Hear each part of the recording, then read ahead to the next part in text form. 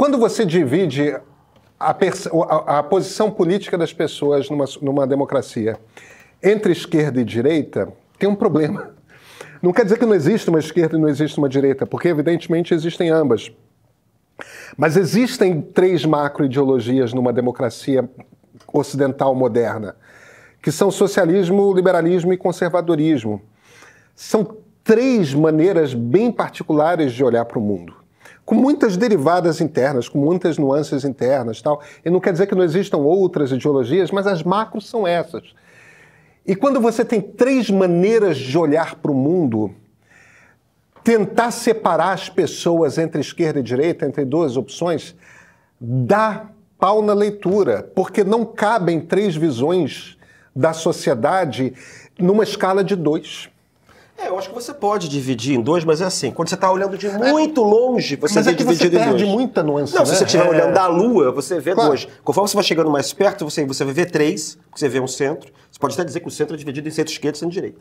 Tá? Mas não é a mesma coisa, existem as gradações. Aí quando chega mais perto, você vê que na direita também tem extrema-direita e extrema-esquerda. Então, na verdade, quando você olha, você tem pelo menos umas 5 posições ali dentro. Tá? É claro que você pode botar as esquerda e direita, mas que a direita não é uma coisa que é preta e branca. Ela é uma coisa que parece mais um arco-íris, assim, que vai de um ponto a outro, entendeu? Mas o que é engraçado, eu acho que é esse que é o ponto que eu acho que é interessante colocar, que é o seguinte: ver a política em preto e branco é uma característica de uma ideologia muito forte.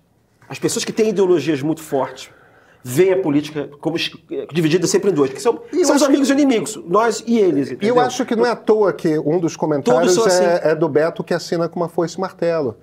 Que é justamente isso. E, cara, nada contra. Eu fui criado numa casa que tinha um monte de comunista. Comunista de verdade, tá? Não é comunista de iPhone, não. É comunista stalinista. E que viveu o tempo do Stalin, foi preso no tempo do Stalin, não na União Soviética, aqui no Brasil, que tinha uma ditadura que não gostava de comunista. Que o pessoal da esquerda gosta daquela ditadura, inclusive. Mas nada contra comunistas. Eu estou bem diferente, bem distante de comunistas, evidentemente. Mas só não tem a ilusão, em sendo comunista, de que você não é um ideólogo radical, porque você tá? Você vê o mundo com cores... Desculpa, você ia falar... Não, é binário, é uma coisa binária. Entendeu? E dicotômica, ou isso ou aquilo. É uma coisa interessante, porque acontece o seguinte: todas as ideologias são assim. Eu disse que tem 5, mas eu vou ficar só dos 3 do Pedro, só para ficar mais fácil. É assim. Para o socialista, para o sujeito que é de esquerda, o mundo está dividido entre progressistas ou esquerda e reacionários ou conservadores. É assim que você vê o mundo, porque assim, é o mundo que o conservador defende o princípio da autoridade. Pode ser a autoridade do Estado, pode ser a autoridade da família, pode ser a autoridade da igreja. Tá? Então, assim, quem não está com você quem não está enfim, quem não é de esquerda é isso aí. Aí você chama de conservador ou chama de reacionário. Tá? Ou no extremo fascista. Né? Se você for de direita, você divide o mundo entre, digamos... pode ser conservadores, ou pessoas de senso comum, ou bom senso, alguma coisa do gênero, e do outro lado estão os subversivos, que querem subverter a hierarquia, subverter a autoridade, subversivos, ou comunistas. Quer dizer, é sempre 2, estou querendo dizer, são sempre 2, não tem mediação.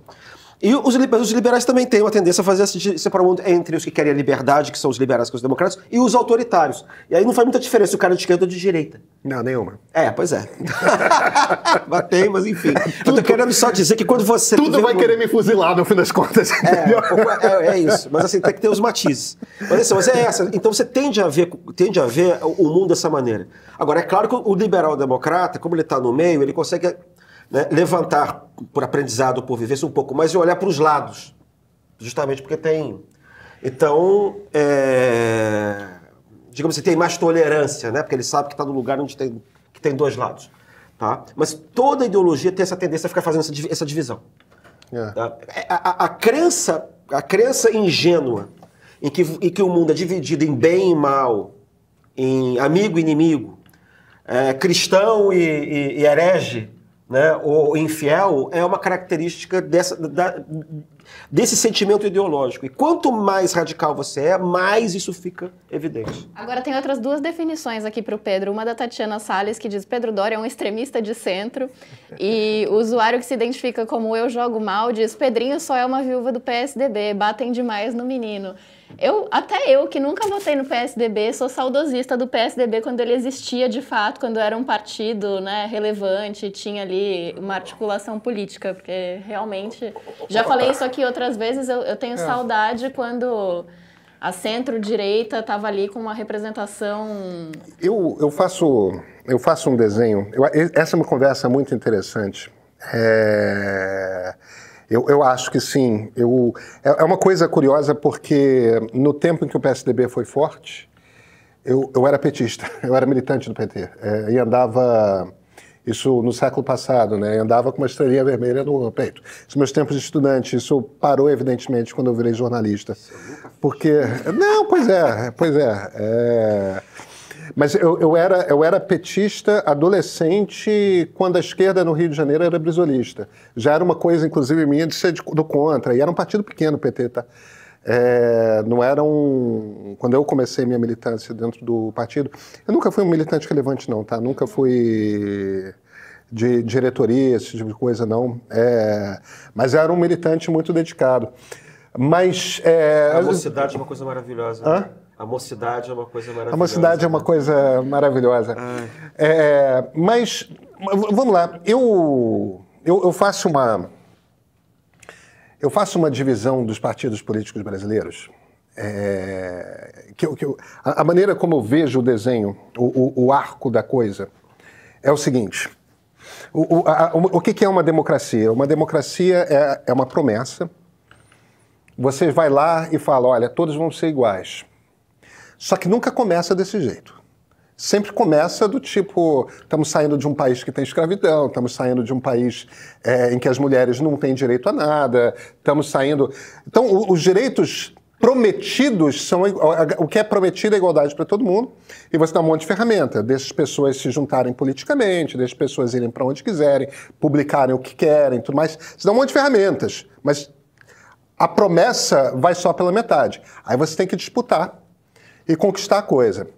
O Brasil começa com uma república, eu vou começar a história pela república. O Brasil começa com uma república que tinha dois grupos políticos que se entenderam. Um grupo eram os vários chefes regionais, chefes políticos regionais. O outro grupo era um grupo meio de tecnocratas com uma certa... gente bem educada das grandes cidades, né? Belo Horizonte, São Paulo principalmente, Rio de Janeiro. Era uma gente bem educada, que frequentava a Europa, que tinha uma certa ambição de ser Europa, alguns menos tinham uma certa ambição de ser Estados Unidos, tudo mais. A Primeira República é uma história desses dois grupos. Só que a Primeira República faz o Brasil crescer e cria dois grupos novos no Brasil que têm força política. Um é uma nova classe média, que era formada por funcionários públicos, pequenos industriais, pequenos comerciantes, profissionais liberais e tudo mais. O outro grupo são os operários, porque começa a industrializar São Paulo, principalmente São Paulo, um pouco Rio também. Nas primeiras décadas do século XX, começa a ter operário, tudo operário italiano, que sabia se organizar politicamente, a maior deles eram anarquistas e tudo mais. E o que acontece é que aquele sistema entre os tecnocratas que faziam os presidentes, a turma lá que estudava no Largo de São Francisco, etc., tinha os engenheiros também, e os chefes regionais, não tinha espaço para os operários darem pitaco. Não tinha espaço para aquela nova classe média dar pitaco. E os operários, essa nova classe média, vão pressionando. O resultado passa a década de 20 com uma revolta atrás da outra, até que o troço despenca. Vem o Getúlio e monta um partido. O que é o partido que o Getúlio monta? O Getúlio monta um partido que é dos operários e dos funcionários públicos. Então, quando você vai para a República de 45, o que você tem? Você tem a UDN, que é o quê? É o partido daqueles tecnocratas. É o partido da turma que estudava no Largo de São Francisco. É o partido dessa gente bem educada desde sempre, desde o século XIX, os pais já eram bem educados e tudo mais. E tem um pouco dos profissionais liberais daquela classe média que era ignorada na Primeira República. Você tem o PSD. O que é o PSD? É o partido das elites regionais. entendeu? Dos coronéis, dos caudilhos, etc. E você tem essa novidade que é o PTB, que é o Partido dos Funcionários Públicos e dos Operários. Foram as pessoas que tinham voz na Segunda República. Na República, eu sei que você não gosta de chamar de Segunda República, mas nessa República de 45, 46. Você começa com a República, eu começo no Império. Não tem problema. Aí os Luzias e aqueles outros sujeitos. Quando a gente começa a Nova República, o que é a Nova República? Quais são os partidos dominantes da Nova República? São 4. PT, PSDB, PMDB e PFL. O PMDB e o PFL são, em essência, partidos de chefes políticos regionais importantes. É o PSD. O PT é o Partido dos Funcionários Públicos e dos Operários, que são organizados em sindicatos. E o PSDB é o DN.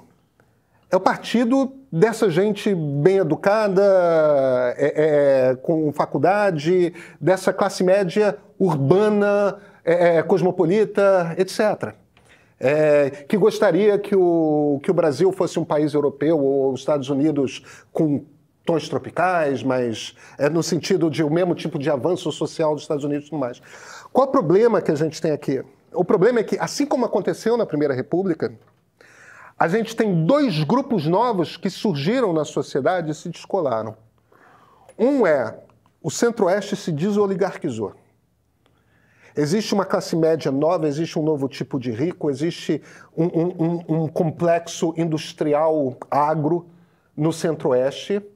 E essa turma tem uma cultura própria, tem uma música que eles ouvem, tem os ambientes, eles são cosmopolitas, só que eles não estão ouvindo a Bolsa de Nova York, eles estão ouvindo a Bolsa de Chicago de commodities, eles não estão indo para Paris, eles estão indo para Abu Dhabi, eles estão indo para a China, eles estão indo para o Texas, para a Flórida.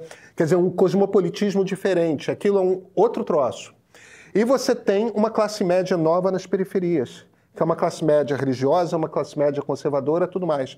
E ela está berrando, que nem no final da Primeira República os operários e essa nova classe média estavam berrando, ela está berrando, eu quero ser ouvido, eu quero ser ouvido, eu quero ser ouvido, eu quero ser ouvido.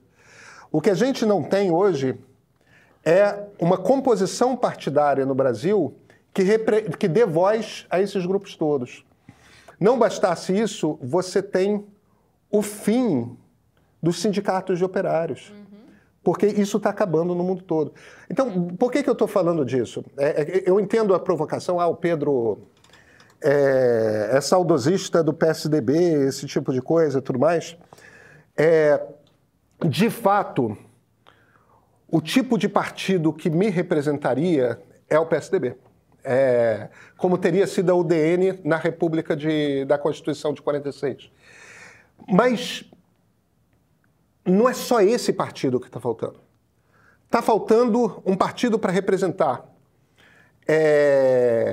essa nova classe média periférica, que represente seus valores, que tenha voz, que tenha papel, que tenha peso político. E está faltando um partido que represente os interesses dessa turma do Centro-Oeste, do interior de São Paulo, de um bom pedaço do Sul. Esse pessoal essa representação já está sendo feita por esses partidos de miolo do Centrão, ou mais para a direita, no caso do PL, PP. Eu tenho a impressão que essa gente entrou... Eu acho que está torto ainda. Entrou a partir de 2019. Eu acho que o PSD do Kassab está tentando reorganizar o partido oligárquico, porque o MDB e o PFL se desmontaram.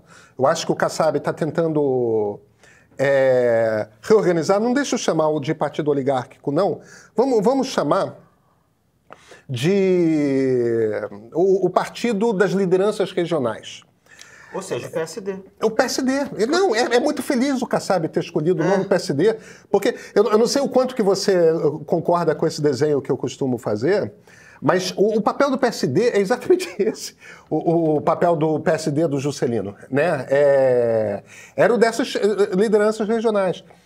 O Kassab está conseguindo fazer isso muito bem. Mas eu acho que o PL não é ainda o partido dessa... Essa turma ainda está na clave do ressentimento. Não, mas eu não acho que é só o PL. Eu acho que esse pessoal não tem um partido só. Eu acho que no Brasil você não consegue ter um partido só que represente todo mundo. Todo mundo tem um pouco mais de representação regional.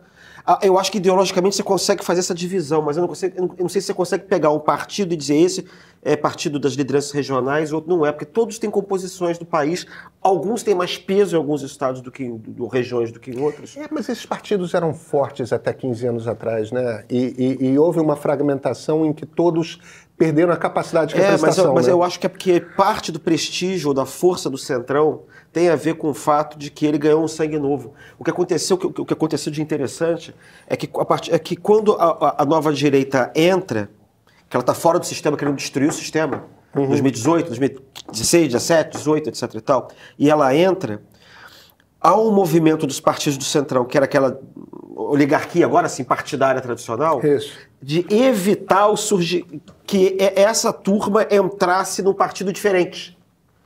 Né? E Bolsonaro tenta criar o partido dele, né? Eu acho que poderia ter até conseguido se não fosse a sua proverbial inépcia, tá? Mas a impressão que eu tenho é que o que aconteceu é que você jogou vinho novo em barril velho, entendeu? De alguma maneira, esses setores começaram a se ver representados no Republicanos, no PP.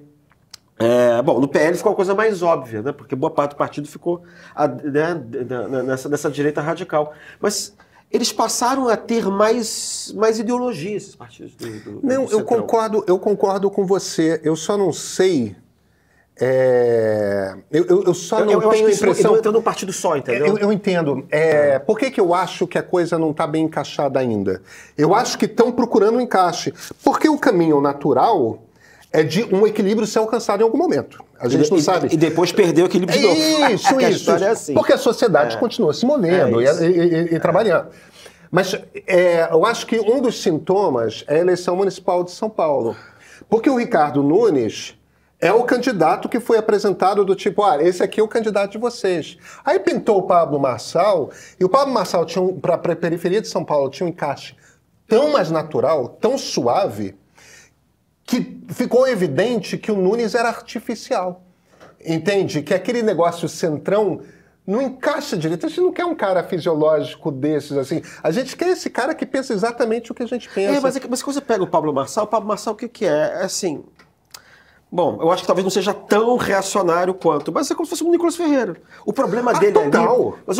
Mas o problema dele ali, para mim, não é o que ele representa. O problema é que as lideranças partidárias não querem um sujeito que entre e sente na janela. Aliás, janela não, que sente na condução do ônibus, no lugar de motorista. Eu acho que esse que foi o problema, porque gente com perfil de Marçal, o sistema partidário brasileiro tem. Só que ele quer ficar de fora porque ele quer explorar o mito a vocação, né, ele não outsider. Conseguiu. Ele não conseguiu. Ele queria um partido maior. Ele não conseguiu. Se ele tivesse um partido maior, eu acho que ele era o prefeito de São Paulo. Sim, porque ele estava explorando essa avenida do candidato anti-establishment. Esses partidos não querem ninguém anti-establishment. Esse que é o meu ponto, entendeu? Eles vão adorar se o Pablo Marçal entrar e não for jogado para fora como inelegível, e entre e fique lá, em algum partido desses aí, o PP, republicano, sei lá, o PPL. Aí ele vai, mas assim, um de cada vez, se você quiser ser candidato a senador. A Luísa está doida para falar. Tadinha. A Tatiana Salles, na verdade, está fazendo uma crítica aqui que eu queria responder, porque ela tem toda a razão. FHC foi o melhor presidente da nova república e quem negar isso é mentiroso ou um cretino. Agora, dizer que o PSDB era de direita, tenha santa paciência. O PSDB dos anos 90 era social-democrata. Sim, tem razão, Tatiana, social-democrata. O que eu quis dizer foi, quando eu tive chances de votar no PSDB, eu era bem mais nova, o que havia ali de antagonista à esquerda era o PSDB. Não havia extrema-direita no Brasil. Então, muitas vezes, o PSDB era colocado nessa condição, mas você tem toda a razão. Era um partido social-democrata. Está feita aqui a correção. E tem também a participação do Miguel Franco, dizendo, pessoal, PSDB em crise. O que achar dessa fusão com o PSD? Surge uma nova força de centro ou só consolida o sumo do centrão? O que você acha, hein, Pedro? Eu acho que consolida o partido do Kassab e sacramenta o que todos nós sabemos, que o PSDB não morreu, né? O PSDB não existe mais. É um troço que é tratado como um partido fisiológico até por conta da liderança do Aécio Neves. Eu acho que é uma perda, porque o PSDB ainda tem nomes relevantes que eu acho tem muito a contribuir para o Brasil. Os exemplos evidentes são a Raquel Lira, de Pernambuco, e o Eduardo Leite, do Rio Grande do Sul. A Raquel Lira, eu acho que até já saiu do PSDB. Vou pedir para alguém checar. Não, ela ainda está no PSDB, ou está negociando. Vou pedir para alguém da equipe checar para mim. Mas quem manda no PSDB é o Aécio Neves. E o fato de o Aécio mandar no PSDB faz com que o PSDB seja um partido fisiológico não muito diferente do Centrão. Eu acho que o PSD do Kassab é um partido mais sofisticado politicamente hoje do que o PSDB. Muito mais relevante, certamente. Então, agora, Tatiana, eu discordaria um pouco de você. Apesar deste nome, Partido Social Democrata Brasileiro, tem uma coisa esquisita no PSDB que sempre teve, que é o fato de ser um partido que se pretende social-democrata sem sindicato. O que a gente chama de social-democracia, para padrões europeus, e eu estou falando de social-democracia para padrões europeus por uma razão muito simples. Foram os europeus que inventaram a social-democracia no século XIX, os alemães. E Partido Social-Democrata é um partido de sindicatos, é um partido de operários. É um partido de... Pode ver aí, Christian. Estamos no ar, mas é bagunça. Vamos lá. O que a gente chama de um partido social-democrata é um partido que, tendo tido... Na origem, está lá atrás, século XIX, início do século XX. Tendo tido uma origem marxista, abandona o ideal da revolução para conquistar... a igualdade dos trabalhadores dentro do processo democrático. Ele compra a democracia liberal, acha que a democracia liberal vai trazer vantagem para a classe obreira, como dizem nossos amigos espanhóis, investe nisso. Eu sei que os fundadores do PSDB liam a literatura social-democrata, se inspiravam no exemplo dos partidos da social-democracia europeia nos anos 60, 70 e 80, quando fundaram o PSDB. Eu sei que aquilo é absolutamente sincero, entendeu? A maneira de verem o mundo e tudo mais, mas não entra na minha cabeça chamar de social-democrata um partido que não tenha... cuja base não seja de trabalhadores. A base do PSDB era de intelectuais, era de professores da USP. Essa era a base do PSDB. E aí o que acontece? O que acontece é o seguinte, essa social-democracia, quando cai o Muro de Berlim, porque o PSDB é fundado 2 anos antes de cair o muro, né? Quando cai o Muro de Berlim e entra em colapso o mundo soviético, existe uma migração de um pedaço da social-democracia europeia para o social-liberalismo. Entende? Porque a gente pode enfeitar com muitos nomes a coisa, pode fazer como o Anthony Giddens fazia lá, o sociólogo Anthony Giddens, que era um intelectual ali do Tony Blair, no Partido Trabalhista Britânico, e falar de terceira via, né? O Macron, na França, chama de centro radical. A gente está falando de um liberalismo progressista, gente. O governo do PSDB não foi um governo social-democrata. O governo do PSDB foi um governo social-liberal. Entendeu? Liberal-democrata. Liberal-democrata, o Christian está preferindo chamar. A gente está falando do flanco à esquerda do liberalismo. A gente está falando do liberalismo que considera que o papel do Estado é a igualdade de oportunidades. E o engraçado que a gente está falando do PSD antes, e o PSD seria o flanco direito. Um partido que parece que esse Kassab fica montando, quando você fica olhando alguns personagens que estão lá dentro, além do Kassab, o Eduardo Paes e tal, fica parecendo que no centro, só que é centro-direita. Porque esse pessoal, você tem que lembrar que tem centro, né? O centro vai ser mais para centro-esquerda, mais para centro-direita. E aí, quando você pega os partidos de centrão, aí são de direita. Mas evidentemente, assim como quando você pega o PT, aí é esquerda, sim. O PT é um partido social-democrata, né? Pelo amor de Deus. O PT é um partido, eu concordo PT é um com... partido claro, eu social-democrata. concordo inteiramente. Porque se a gente pensa o que um partido social-democrata é na estrutura, é o partido representante dos sindicatos de trabalhadores. E na Nova República, esse partido é o PT. Não é o PDT, o Brizola queria muito. E lutou muito para isso. E possivelmente só não conseguiu porque o Golbery passou a perna dele e tirou o PTB dele.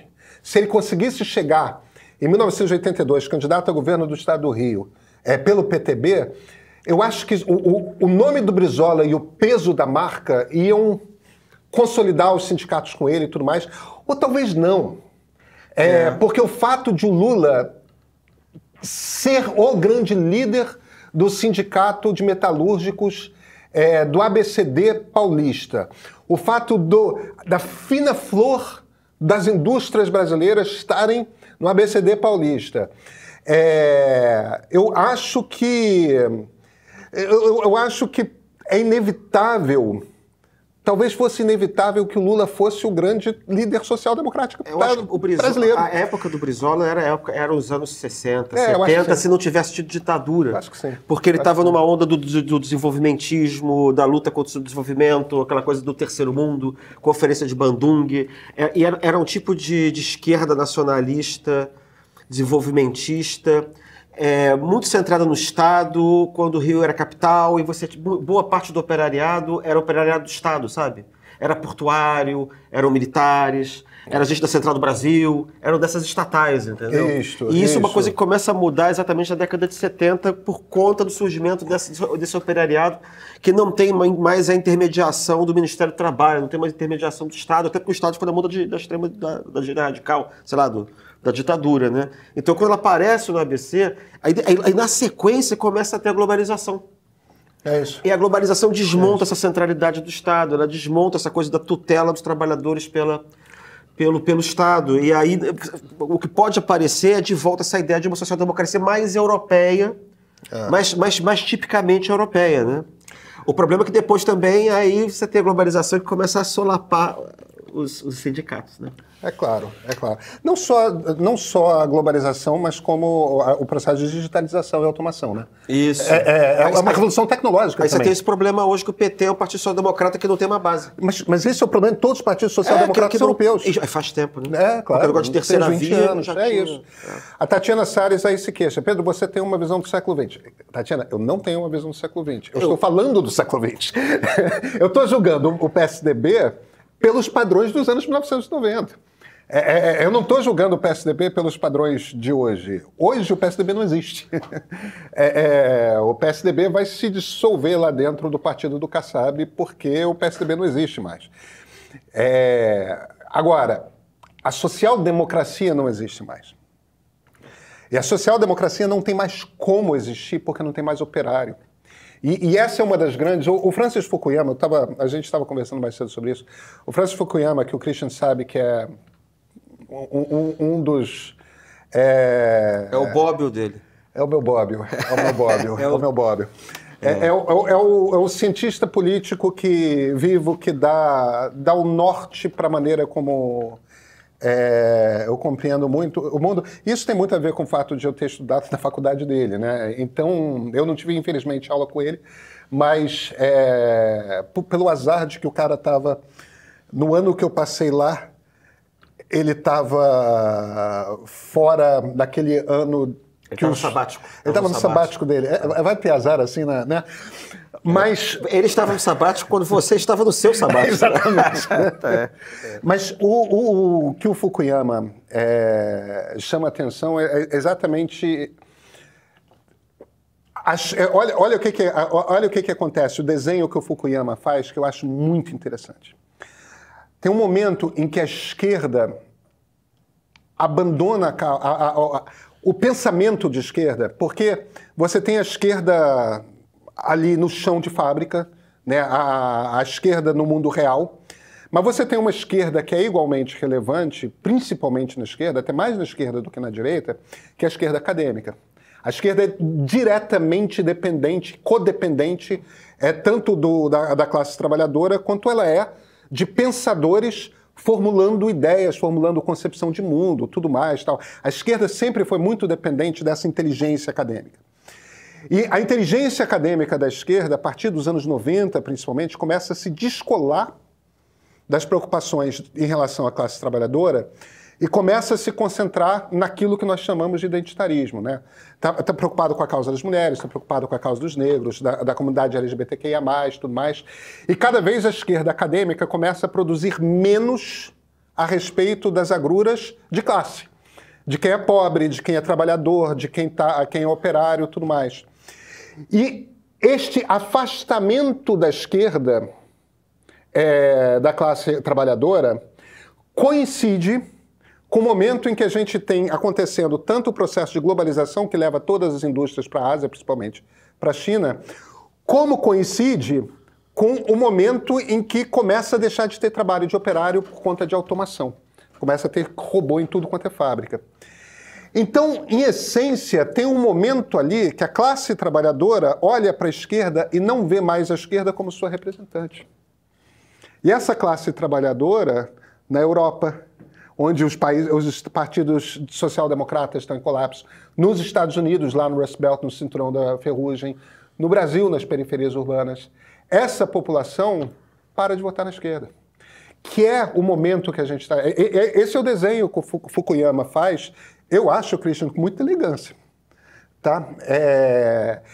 Porque ele começa justamente nessa coisa, da academia de esquerda, parando de pensar em trabalhador e começando a pensar em humanos não por classe econômica, mas por grupos de identidade, né? Mulheres, negros... Eu acho que até certo ponto isso é uma coisa natural, porque se você tem uma história da democracia, que é uma história de você procurar sempre uma desigualdade para tentar atacar, era natural que depois que todo mundo passasse a votar, que a mulher votasse, que você resolvesse, enfim, no caso dos Estados Unidos, conseguisse manter os direitos civis, direitos... Quando todo mundo vota, né, os direitos civis da população negra e tal, quando aquilo acontece, parece que a história acabou. Mas a história da democracia não acaba nunca. Você está sempre catando uma desigualdade lá para achar. Então eu acho que era natural que você tivesse uma virada procurando mostrar o que a gente poderia chamar de inefetividade dos direitos civis, digamos assim, de uma parcela da população que né, são as mulheres, que são a população LGBTQIA+, PN, né? PN, sei lá, enfim, tá? Tem... Eu paro no QIA+. Também. Não sei, porque senão fica tabela periódica, assim, enfim. Então, eu acho natural que você fazendo isso, olha, os negros ganham menos, tem dificuldade assim, assada, a mulher também, eu acho tudo isso natural, né? E que a esquerda tenha se dedicado a estudar essas coisas também, né? Sobretudo por dois motivos. Um você já deu. Assim, por um lado, era o seguinte, parecia que o problema da inserção de todo mundo, de trabalhador, já estava resolvido. E ao mesmo tempo começou a acontecer o contrário, começou a parecer que eles foram diminuindo como objeto de pesquisa. Né? E aí você tem, certo, sem dúvida nenhuma, tem um pedaço mais à esquerda dentro da academia, que não é toda a academia, nem toda a esquerda, que começou a fornecer, digamos assim, insumos, né, de retroalimentação com uma determinada militância partidária de movimento social. Tá? Mas não é todo mundo não. Por exemplo, eu acho que a gente pode usar conceitos como identidade, a gente pode fazer estudos na academia e explicar, cara, tem interseccionalidade, você pode dizer, olha só, os grupos dentro dos pobres, os mais pobres são os negros e os mais arrebentados entre os pobres negros são as mulheres, entendeu? Mas isso é tudo uma maneira de você fazer análise social. Né? Isso é análise social. Não é a militância que eu estou querendo dizer, que aí são teorias normativas, são teorias mais complicadas, que dão esses insumos para esse pessoal. Né? Agora, realmente, o pessoal que estuda sociologia do trabalho começou a ficar sem objeto. Ou começou, na verdade, a denunciar o desaparecimento do seu objeto por conta ou a mudança do objeto. Começou a falar em precariato, começou a falar esse negócio todo. Né?